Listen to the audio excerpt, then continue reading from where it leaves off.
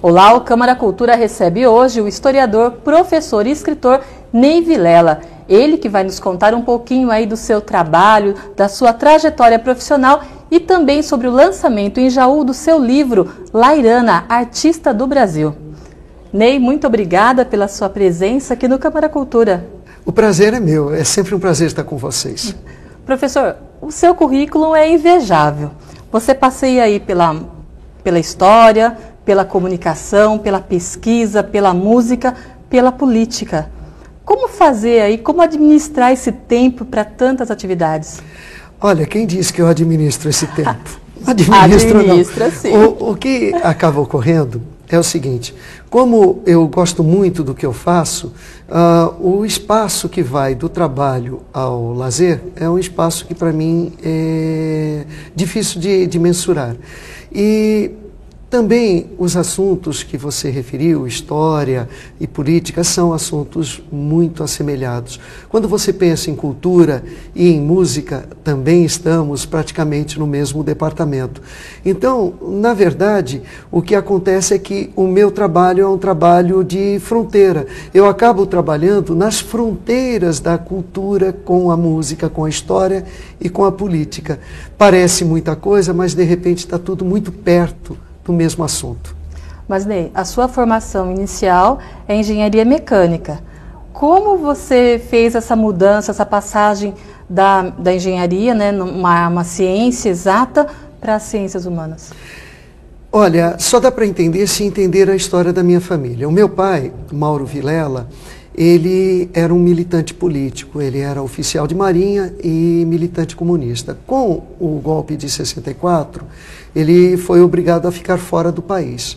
A minha mãe, olhando para os 4 filhos, 2 homens e 2 mulheres, ela pensou: eu não quero que eles caminhem na mesma trajetória, porque senão nós vamos ter muito sofrimento, muita tristeza.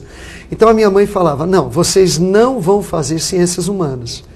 E olhando para o que sobrou, ou seja, ou engenharia, ou medicina, ou direito, que ela até permitiria, ou odontologia, eu pensei: olha, eu sou mais engenheiro.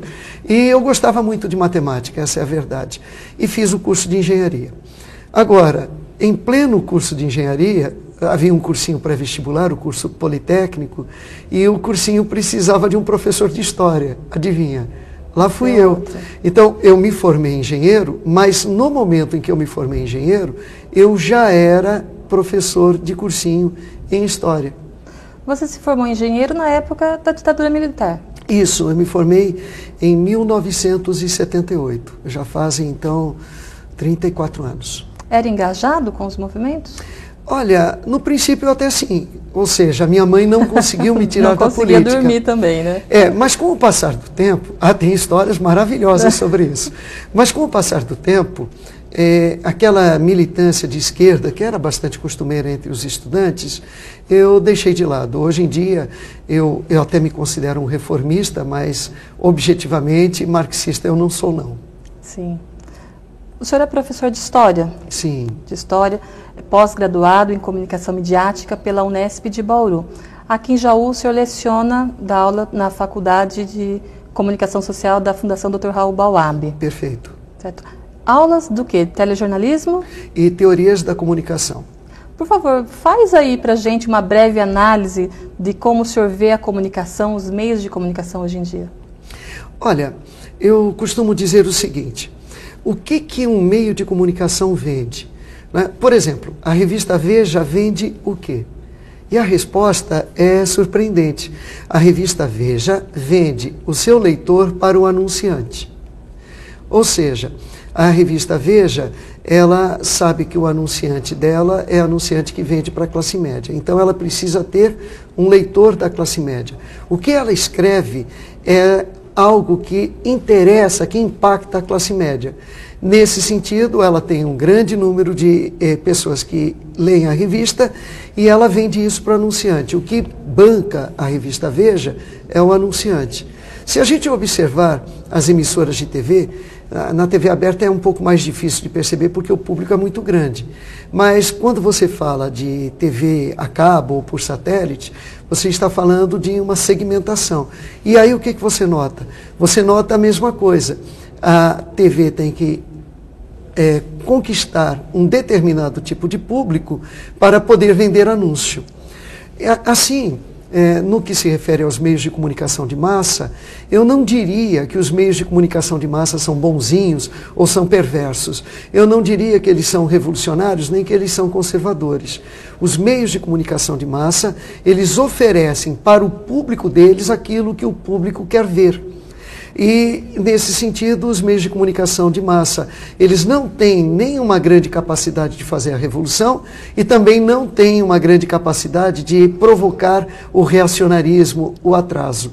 Os meios de comunicação de massa, no meu entendimento, em conclusão, são filhos da época em que nós vivemos, com as qualidades e defeitos típicos da sociedade em que vivemos. Mas, nesse sentido, parece-me que a comunicação, cada vez mais, ela é um produto à venda. É assim, como tudo é um produto à venda. Talvez o milagre, a magia de você trabalhar com os meios de comunicação e ir para casa com o sentimento de dever cumprido, é quando você percebe o novo. Então, você nota que a sociedade pode se encaminhar para um caminho mais progressista. Você indica esse caminho, você não doutrina, você não vai chegar e falar, olha, esse caminho é o caminho bom, mas você vai apresentar isso.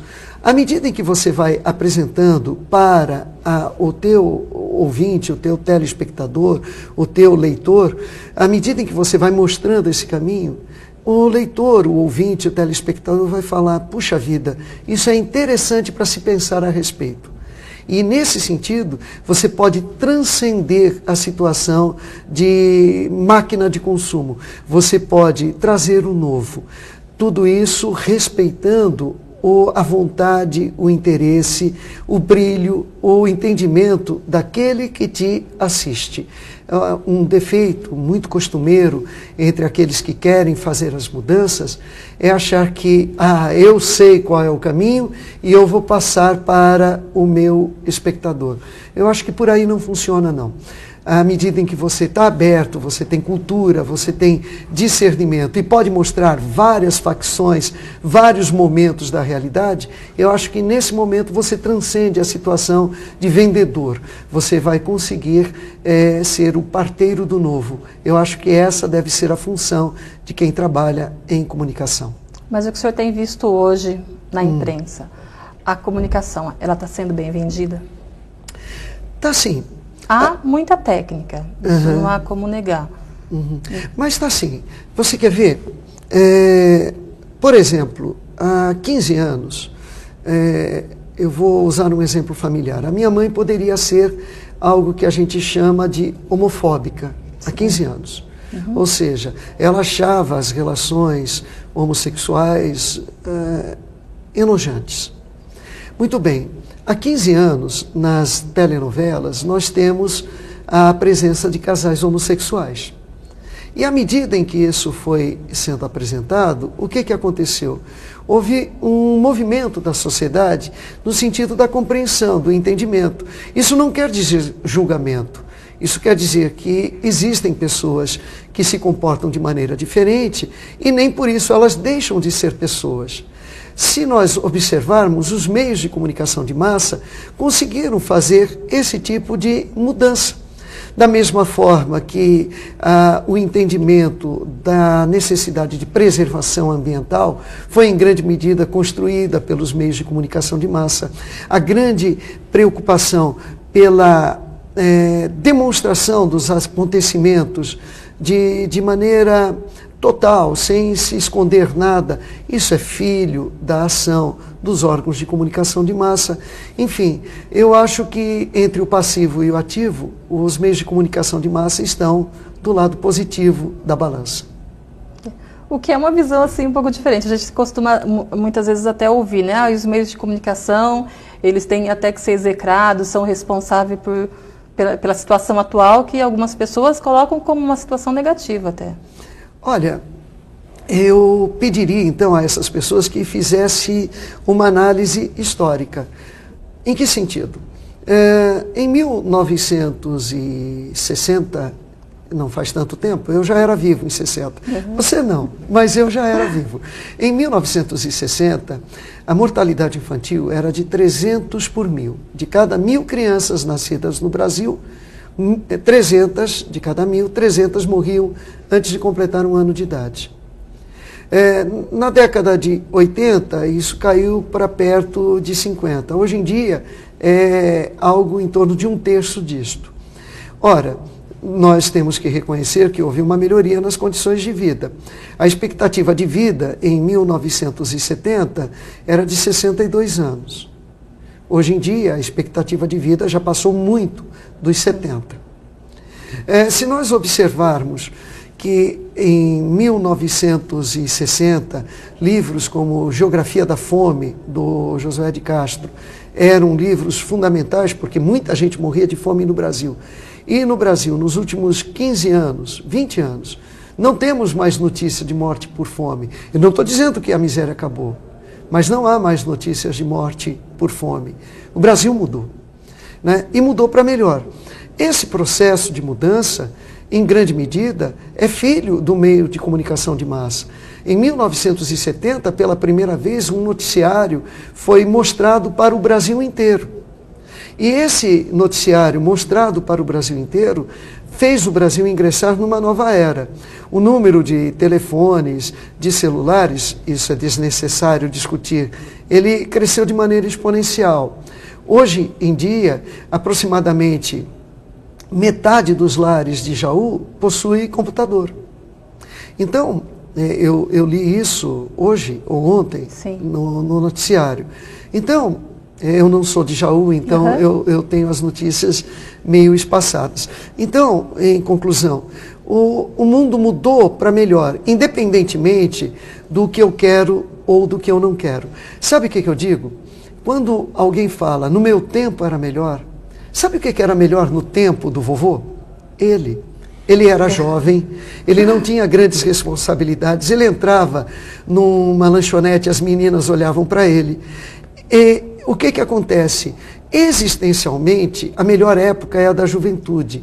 E se a gente não se aperceber do que a gente faz, a gente costuma misturar o melhor tempo existencial com o melhor tempo econômico, social. Essas duas coisas estão separadas. O melhor tempo é aqui e agora. O senhor costuma sempre fazer essa análise histórica, o senhor é professor, mas a disciplina de história, ela é muito inglória, muitas vezes, para se fazer, para se... Eu entendo.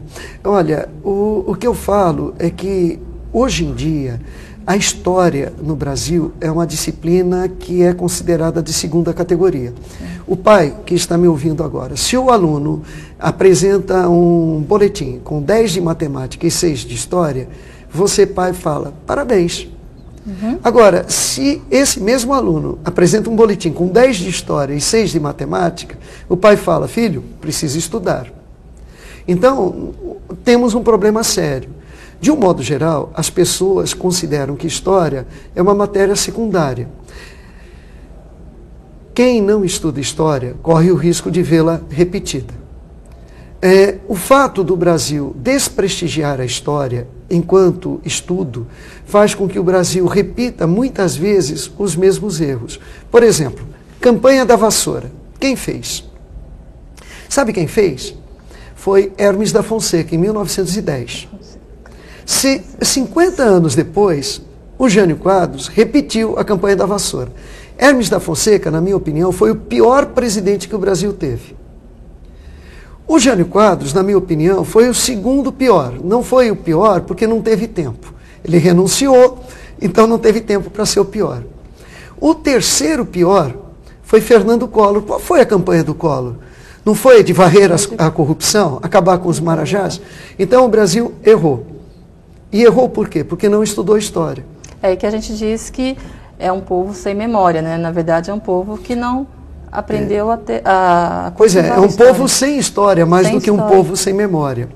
Então, é assim, quando nosso país se despreocupa em relação à história e se despreocupa em relação à cultura, duas coisas a gente fica sem. A gente fica sem a memória e a gente fica sem a nossa fisionomia. O nosso país é um país que tem que tomar um cuidado danado para não correr o risco de ficar totalmente sem fisionomia. E o nosso país é um país que já está desmemoriado demais. É claro que, olha aí, os meios de comunicação têm suprido um pouco a falta que a história nos faz. Por quê? Porque, por exemplo, agora com os acontecimentos vinculados ao escândalo do Mensalão e seu julgamento, a mídia está fazendo o papel que deveria ser realizado nas aulas de história. Nós estamos recuperando um período da história recente, nós estamos fazendo análise e estamos tirando lições. E essas lições estão sendo aprendidas rapidamente pela população. A gente percebe, por exemplo, que os partidos que estão com o rabo preso em relação ao Mensalão estão até com medo de divulgar os candidatos. Estamos em período eleitoral, esses candidatos estão com medo de divulgar a sigla a que eles pertencem. Esse é um indicativo de que a mídia está suprindo o espaço que deveria ser do historiador e está suprindo com méritos. Mas o senhor falando assim dá a impressão de que a mídia, de que os meios de comunicação eles são apolíticos, ou pelo menos eles não são partidários. Na verdade, todos nós somos partidários. Não podemos exigir da mídia dela advogar um apartidarismo que ninguém tem. O que eu acho importante é evitar o apoliticismo. Ou seja, eu gostaria que todos tivessem posições partidárias e que todos tivessem a oportunidade de mostrar suas posições partidárias. A democracia não consiste em tentar uma neutralidade. A democracia consiste, no meu entendimento, em dar voz a todas as maneiras de compreender a realidade. Sim. E, nesse sentido, os meios de comunicação de massa estão cumprindo o seu papel. O senhor, falando já em política, Oi. O senhor em São Carlos, o senhor é de São Carlos? Sim. Em São Carlos o senhor atua, dá cursos, isso para vereadores, para candidatos? Como que é isso? Na verdade, eu dou cursos para candidatos a vereador e prefeito no estado inteiro. No estado todo? No estado inteiro, mas vinculado a um partido político. Eu sou coordenador regional do Instituto Teotônio Vilela de Estudos Políticos.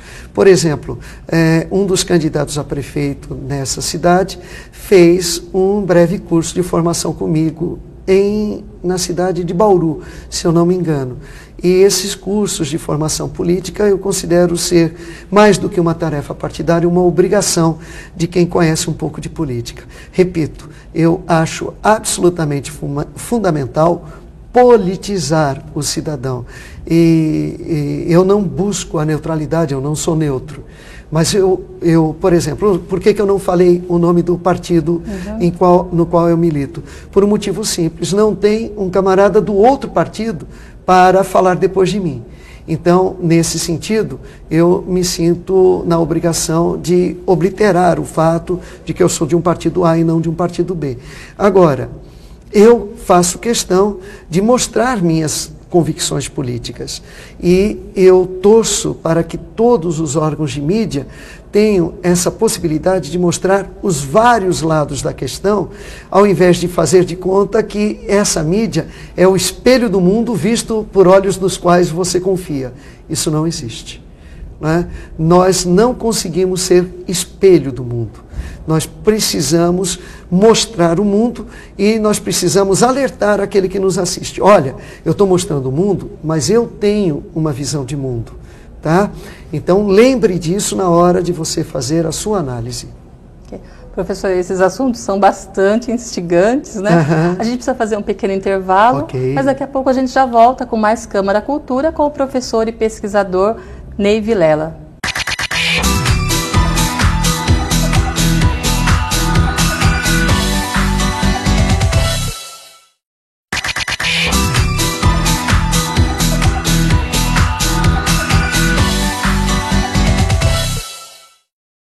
Câmara Cultura está de volta, hoje recebendo o escritor, pesquisador e professor, o Ney Vilela. Ney, vamos falar agora um pouquinho sobre uma outra paixão sua dentro da área educacional, que são os cursinhos pré-vestibulares. Há muito tempo você dá aula nesses cursos, né? Sim, eu comecei quando estava no segundo ano, no primeiro ano de engenharia, e isso foi no ano de 1974, faz 38 anos, portanto. E me tornei professor de História numa situação bastante curiosa. O professor oficial do cursinho, o titular, ele sofreu um acidente e não tinha ninguém para dar aula de História, porque se tratava de uma faculdade de engenharia. Aí perguntaram se eu conseguia dar aula. Eu falei, tranquilo. Não era tão tranquilo, né? Mas no dia seguinte eu dei uma aula de Revolução Francesa e uma aluna, eu tinha a mesma idade das alunas, a aluna falou, Neizinho, a tua aula de História é melhor do que tua aula de Cinemática. Poxa. Que eu era professor de Física, né? E eu falei, sabe, eu também achei, viu? E a partir daí a História se transformou numa verdadeira paixão. E eu gosto muito de dar aulas em cursos pré-vestibulares, porque no curso pré-vestibular o aluno está sinceramente necessitado de aprender. Tudo aquilo que ele não viu no ensino médio, no ensino fundamental, ele trata de aprender em um ano, 2 anos ou até mesmo meio período, né?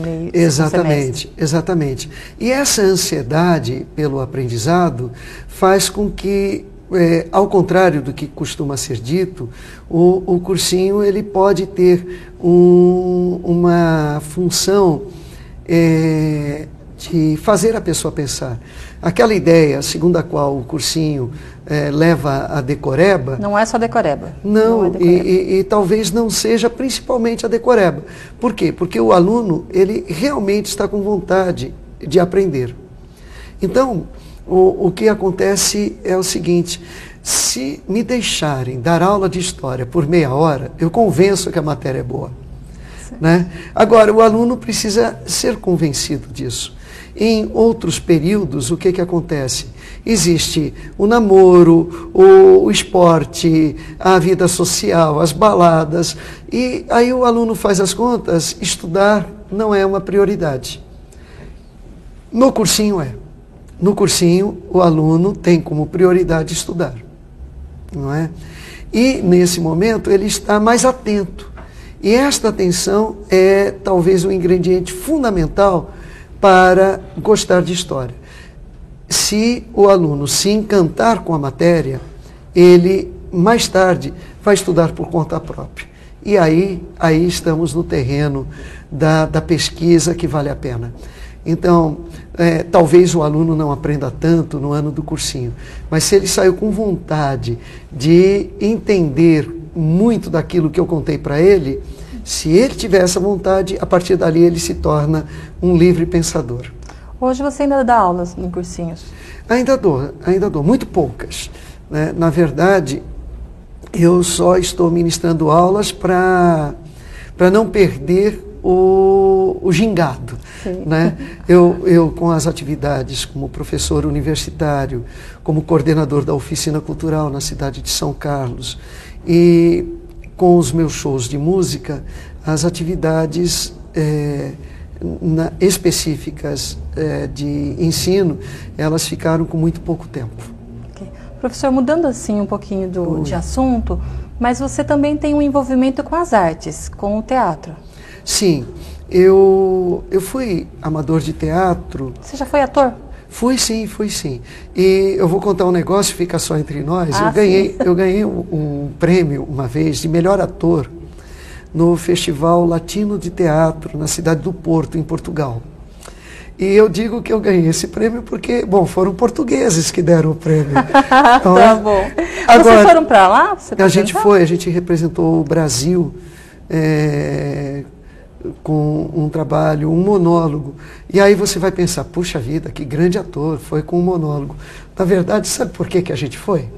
É porque o prêmio para quem ganhasse o Festival Brasileiro era a viagem para Portugal. E era dado pelo governo brasileiro. O governo brasileiro pensou, qual o prêmio mais barato? é para o monólogo, vai um só, e no máximo o diretor e o iluminador. Então eu ganhei o prêmio, o meu grupo ganhou o prêmio, porque era o mais barato. O governo gastaria menos com o prêmio. Então a gente foi lá e nós ganhamos o prêmio de melhor ator, prêmio de público, né? Não foi do júri oficial, foi do público. O público considerou que o nosso trabalho foi o mais interessante. Por quanto tempo que você atuou e também dirigiu no teatro? Olha, como ator, eu fui mais diretor, é verdade. Como ator e diretor no Teatro Amador, eu fiquei aproximadamente 10 anos. Né?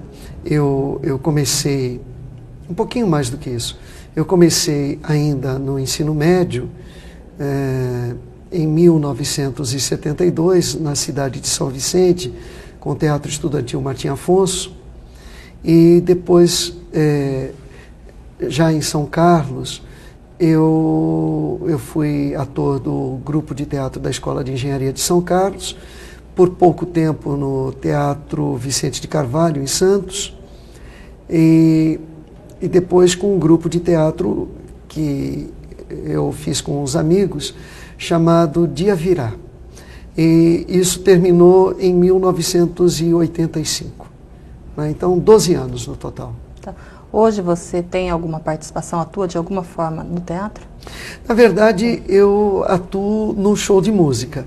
O Letras e Sons é um show que conta a história da música popular brasileira. Eu sempre gostei muito. Esse é um projeto seu? Como que é esse? É um projeto meu. Ele surgiu há aproximadamente 10 anos. O SESC da cidade de São Carlos tinha um contrato firmado com um grande cantor, né? E esse cantor, ele falou, puxa, mas o meu trabalho, o nome dele é André de Souza, do grupo Mandinga. O André de Souza falou, puxa vida, mas eu vou apresentar a mesma coisa, eu não quero. Então os caras falaram, inventa um show. E aí o André de Souza e o encarregado de programação do Sesc São Carlos, eles ligaram para mim e falaram, o Ney tem umas ideias meio malucas, vamos ver o que ele faz.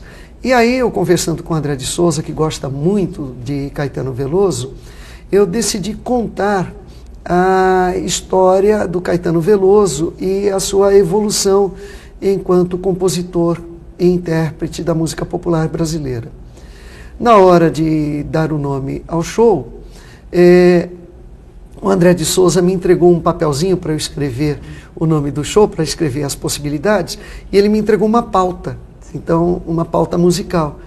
Aí na hora de escrever eu falei, poxa, eu estou colocando letras e aqui é para colocar sons. E assim surgiu Letras e Sons. O primeiro show foi contando a história do Caetano Veloso.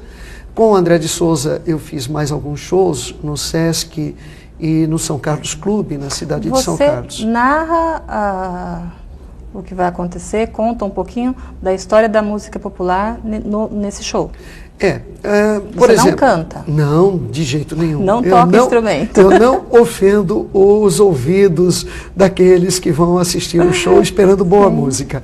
Bom, a ideia é a seguinte, o show chama-se Tambores de Minas. Então qual é a ideia? A ideia é a seguinte, eu conto o que é ser mineiro, tirando do Fernando Sabino. Fernando Sabino conta o que é ser mineiro, então eu conto o que é ser mineiro. Depois de eu contar o que é ser mineiro, os músicos eles interpretam uma música do Milton Nascimento, falando de Minas Gerais. Aí depois eu vou contando um pouco da cultura mineira. Então eu vou entrar em, digamos, Carlos Drummond de Andrade, eu vou falar um pouquinho a respeito do Guimarães Rosa, vou pegar algumas poesias e vou relatando, intercalando com músicas que tem algo a ver com a poesia, né? Eu conto um pouco da história do Milton Nascimento, conto um pouco como é que foi o processo criativo de algumas músicas. Então eu conto o processo criativo, aí aparece a música. O legal desse show é que a pesquisa não é só uma pesquisa histórica, é uma pesquisa iconográfica, uma pesquisa de imagens. Então, enquanto os cantores estão apresentando, cantor e músicos estão apresentando a música, tem um slideshow no meio do palco, com cenas de época ou com a discografia dos compositores, e no alto do slideshow tem a letra da música. Então, as pessoas que estão assistindo o show podem cantar se elas quiserem. E, nesse sentido, o show atende vários sentidos da pessoa. Então, ela está ouvindo uma boa música, ela está vendo cenas de época, ela está discutindo comigo períodos da história do Brasil, está aprendendo alguma coisa a respeito dos grandes movimentos musicais. No caso do Tambores de Minas, a gente fala um pouquinho do Clube da Esquina.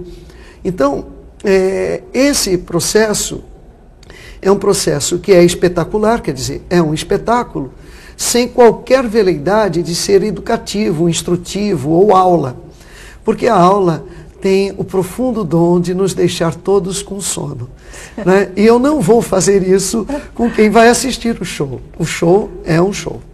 Okay. Eu vou, inclusive, pedir para o Beto para colocar uma dessas apresentações. Nós temos um vídeo para o pessoal de casa aí conhecer um pouquinho do que é esse projeto Letras e Sons. Milton Nascimento é negro, é filho de uma empregada doméstica.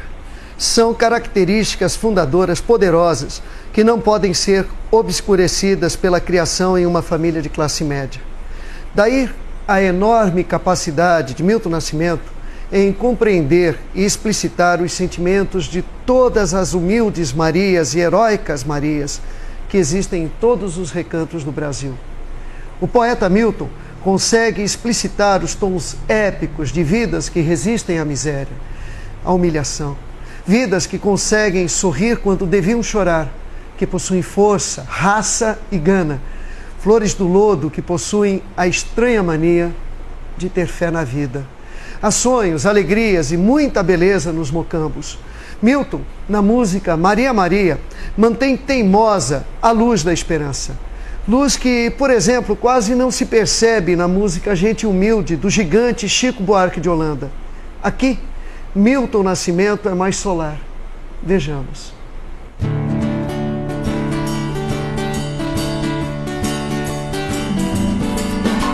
Maria, Maria, uma certa magia, uma força que nos alerta. Uma mulher que merece viver e amar como outra qualquer do planeta. Maria, Maria é o som, é a cor, é o suor, é a dose mais forte e lenta de uma gente que ri quando deve chorar e não vive apenas aguentar. Mas é preciso ter força, é preciso ter raça, é preciso ter gana sempre. Quem traz no corpo a marca Maria, Maria, mistura dor e alegria. Mas é preciso ter manha, é preciso ter graça, é preciso ter sonho sempre. Quem traz na pele essa marca possui a estranha mania de ter fé na vida. Aê, aê, aê.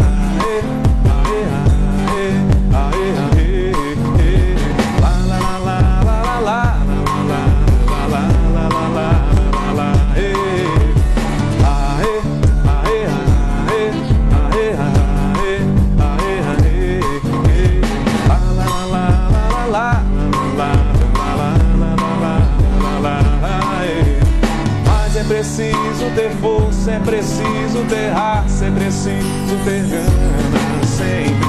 Quem traz no corpo a marca Maria, Maria, mistura dor e alegria. Mas é preciso ter manha, é preciso ter graça, é preciso ter sonho sempre. Quem traz na pele essa marca possui a estranha mania de ter fé na vida. Aê, aê, aê. Aê, aê, aê, aê, aê. La la la la la la la la la la la. Aê, aê, aê, aê, aê, aê, aê, aê. La la la la la la la la la la.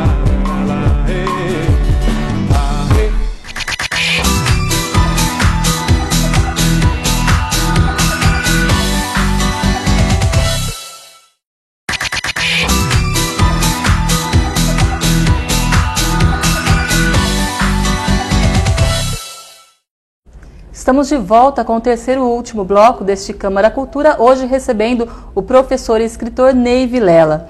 Ney, nos blocos anteriores a gente já falou sobre comunicação, meios de comunicação, sobre história, um pouco de cultura, sobre teatro. Mas você também é escritor, você já escreveu vários livros. Sim, eu escrevi aproximadamente uma dúzia de livros. Alguns deles já estão esgotados e, cá entre nós, eu preferiria até não falar sobre eles. Principalmente os livros de poesia, que eram muito ruins, modéstia à parte. Agora... Por que todo escritor de poesia, depois que faz, diz que não gosta? Na verdade, tem escritores que gostam muito dos seus livros de poesia, mas, na verdade, o que acontece é que muitos escritores começam com a poesia e essa poesia é de um período dos verdes anos, é um período mais imaturo, então mais arrebatado, mais romântico, e depois você percebe que o arrebatamento ele foi realizado em detrimento da qualidade técnica. Então você olha e fala, caramba, olha quantas palavras desnecessárias, ou isso aqui está brega. Pensa você, leitor, ouvinte. Opa, errei duas vezes. Telespectador. Pensa você, telespectador. Você já escreveu cartas. Cartas de amor, você tem coragem de mostrar para alguém? Não, né? Por quê? Porque é emoção pura. E depois que o tempo passa, e a paixão, infelizmente, não dura com aquela força toda a vida inteira, depois que o tempo passa, você olha para a carta e fala, meu Deus, eu escrevi isto. O poeta iniciante é a mesma coisa. Quando ele vai para outra área, como eu escrevo livros sobre história, sobre arte, né? Quando a gente vai para outra área, eu olho assim para o passado e falo, nossa, mas eu escrevi isso, nem se parece comigo, e não se parece mesmo. Parecia-se com o Ney, que tinha 18 anos, que se parece com todos os jovens de 18 anos. Né? Então, com o passar do tempo, esses livros a gente prefere que fique sob a crítica devastadora das traças. Você é muito autocrítico? Olha, não. Na verdade, eu sou exigente. E a minha exigência é com os outros e comigo mesmo. Né? Então, eu sou exigente. Existe um patamar de exigência que eu considero que tem que ser cumprido. Então, por exemplo, quando eu escrevo um livro, eu me preocupo com a clareza. Eu me preocupo com a possibilidade de deixar evidente que eu tenho uma visão de mundo. Né? Então, se esses critérios são atingidos, eu não me preocupo, por exemplo, com a elegância. Eu falo que elegância, Einstein falava isso, elegância a gente deixa para os alfaiates. Né? O escritor, no caso de quem escreve um livro de arte, ele precisa um pouquinho de elegância. Mas quando você escreve algo sobre história, exige-se clareza. O raciocínio tem que estar claro.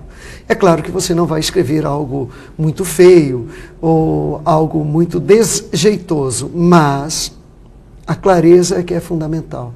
E aí eu não sou tão exigente, não. Né? Certo. Falando de seus livros, você está lançando em Jaú esse último livro, Lairana, artista brasileira, né? Pedi para o Carlinhos pegar aqui para a gente. Conta um pouquinho para a gente a respeito desse seu livro. A ideia desse livro é a seguinte. Existe no interior do estado de São Paulo uma pleiade de grandes artistas plásticos, muita gente boa. E estas pessoas, esse pessoal que tem obras maravilhosas, esse pessoal não é conhecido do grande público. Na verdade, esse pessoal acaba desconhecido até na própria cidade onde ele mora. Não é tanto o caso de Lairana, que é uma artista bauruense, bastante conhecida na cidade de Bauru. Mas os artistas, eles acabam desconhecidos, apesar do trabalho ser muito bom. Então, o que eu decidi fazer?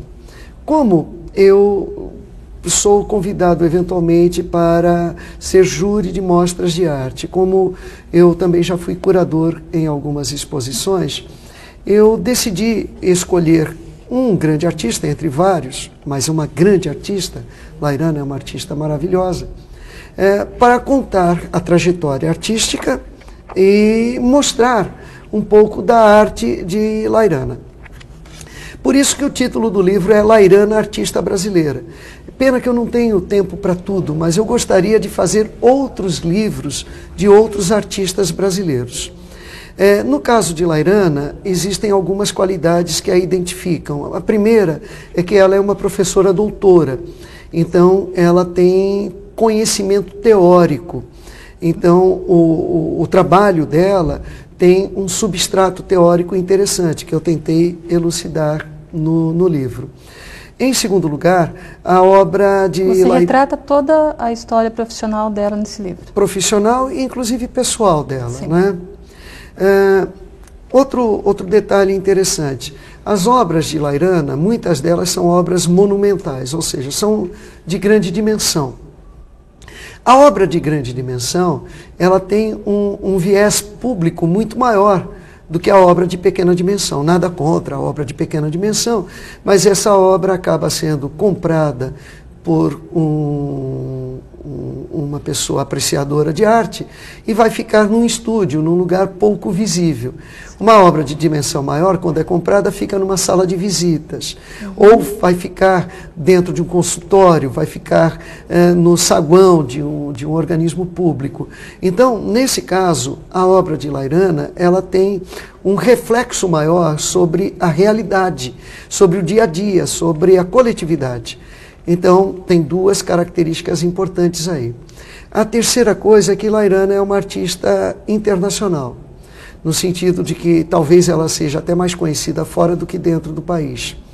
E esse livro é um livro bilíngue. Eu me preocupei em fazer a versão em inglês, na verdade, com o trabalho maravilhoso de um tradutor, Saul Biderman é o nome dele, e nesse sentido, esse livro, ele acaba tendo uma abrangência maior. E, por último, aconteceu um fato que foi alvissareiro. Tanto eu como Lairana pertencemos a um grupo de cultura chamado Instituto Cultural de Artes Cênicas do Estado de São Paulo, ICACESP. E o ICACESP tem uma editora.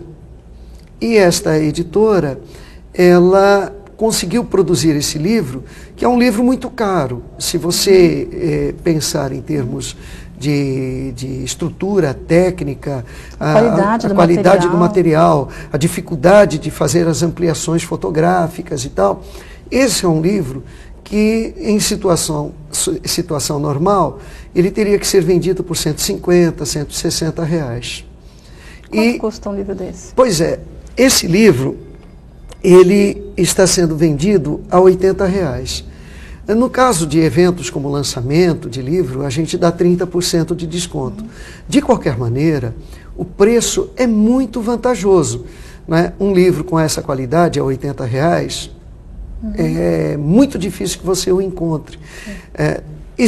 Até existem, mas com tiragens muito grandes. Então, se você escreve um livro sobre Pablo Picasso e vende em 3 continentes, você vai conseguir fazer um livro de qualidade semelhante a essa e vender por R$60. Esse livro ele já está sendo comercializado aqui nas livrarias de Jaú? Está. A partir de agora ele começa a ser comercializado, sim. A tiragem desse livro não é uma tiragem tão grande. Então, o custo por exemplar é um custo mais elevado, não é? Então, só para a gente fazer uma comparação.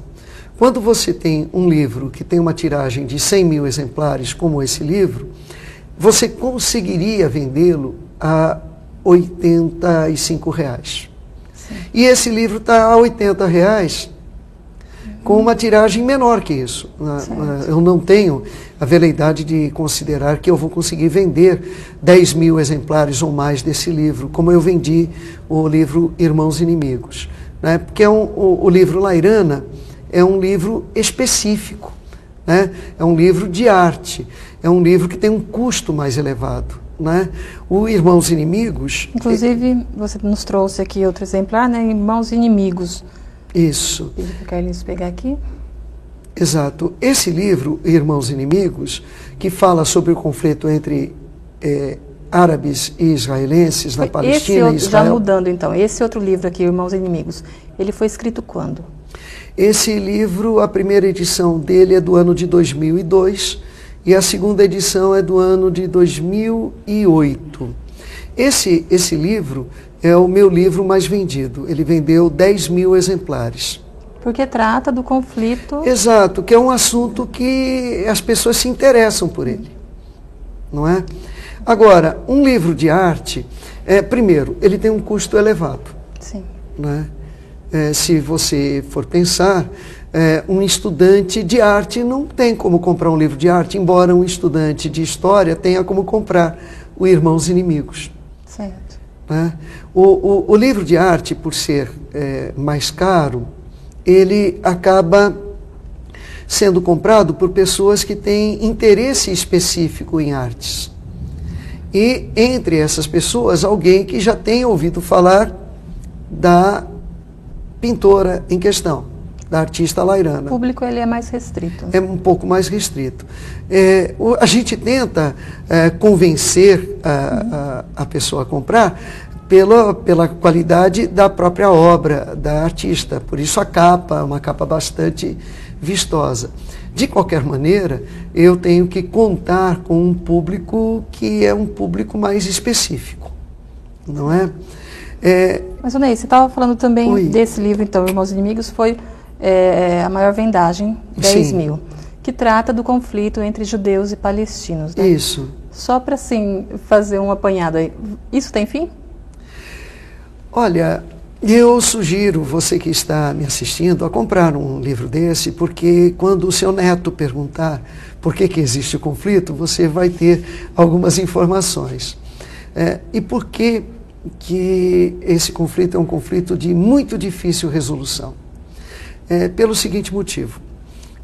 Quando você pergunta para um palestino por que ele quer aquele território, ele vai até um cemitério e vai mostrar, olha, ali está enterrado meu pai, meu avô, meu bisavô, meu trisavô, meu tetravô. E, na verdade, os meus ancestrais estão aqui desde aproximadamente o ano 800 ou 900 da era cristã. Aí você faz uma conta e vai chegar à conclusão de que eles estão lá há mais ou menos 1.200 anos. Certo. Não vai ser possível dizer para ele que a terra não é dele. Uhum. Quando você pergunta para um judeu por que ele acha que Israel tem que ser dele, esse judeu vai contar o seguinte, olha, pega aqui a Bíblia.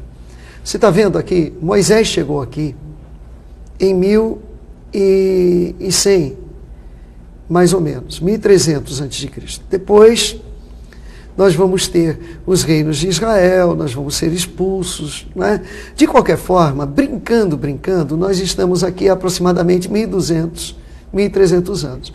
Os palestinos e seus ancestrais estão há 1200, 1300 anos. Os judeus ocuparam o território por 1200, 1300 anos. E a religião dos judeus baseia-se na ideia da terra prometida, que é Jerusalém. Certo. Então, os dois lados têm razão. Na verdade, lá é um povo que tem memória, independente de Exatamente, quem tá certo ou não. exatamente. E os dois lados têm razão. Se os dois lados têm razão, o que deveria ser feito? Quando a ONU decidiu pela colocação dos judeus naquele espaço, aquele território deveria ser território internacional, sob jurisdição da ONU. Por que não foi feito isso? Porque custa caro e a coletividade internacional não bancaria. Então eles resolveram dividir um pedaço para cada um. Uhum. Mas como dividir o que é indivisível? Ou seja, no alto do Muro da Lamentação, está lá o Muro das Lamentações, que é o alicerce do Templo de Salomão. Então é o território sagrado dos judeus. No alto tem uma esplanada. Nessa esplanada foi construída a mesquita de Al-Aqsa, que é sagrada para os muçulmanos. Então, como é que a gente faz? O que significa dividir o território entre os dois? É uma questão muito difícil, muito complexa, não é? E outra coisa, quando os israelenses ocuparam o território de Israel, havia um grupo de palestinos relativamente numeroso. Vários deles foram desalojados. Certo. Eles querem o direito de retorno, o que é absolutamente compreensível. E tudo isso você relata neste livro? Sim. E de outro lado, você tem os judeus que foram obrigados a uma diáspora desde a época do imperador Tito, no Império Romano, até 1945. Eles foram espalhados pelo mundo. E eles, nas suas reuniões, terminavam as reuniões dizendo: ano que vem em Jerusalém. Então, toda essa comunidade quer o retorno. Estamos diante da situação de que nós queremos colocar dois corpos no mesmo lugar no espaço. Sim. E os dois corpos querem ter soberania sobre a região. Mais cedo ou mais tarde as coisas vão se resolver, mas eu acho que mais tarde do que mais cedo. Por quê?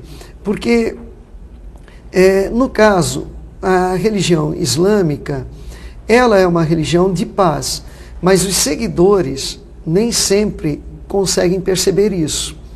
Existem grupos radicais islâmicos que não Sim. conseguem perceber que o islamismo é uma religião de paz.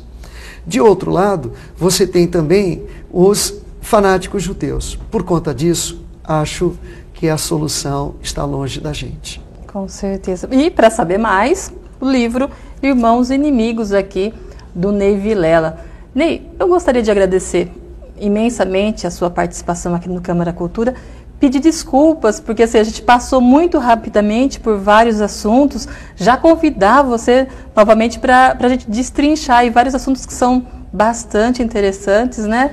Ficaram faltando, mas assim, a gente vai encerrar esse Câmara Cultura, mas eu vou te pedir mais um favorzinho. Oi. Eu sei que você declama maravilhosamente. Não tem como encerrar esse Câmara Cultura sem que você faça aí uma declamação para a gente? Pode ser? Tá, hoje pela manhã, na madrugada, na verdade, eu estava começando a montar um show Letras e Sons chamado Vozes da África. Então tem uma poesia do Vozes da África que eu acho que dá para fazer. E existe um povo que a bandeira empresta para cobrir tanta infâmia e covardia, e deixa transformar-se nesta festa qual manto impuro de bacante fria. Meu Deus, mas que bandeira é esta que impudente da gávea tripudia? Silêncio, musa, chora e chora tanto que o pavilhão se lave no teu pranto. Auriverde pendão da minha terra, que a brisa do Brasil beija e balança, e estandarte que da luz do sol empresta as imagens divinas da esperança.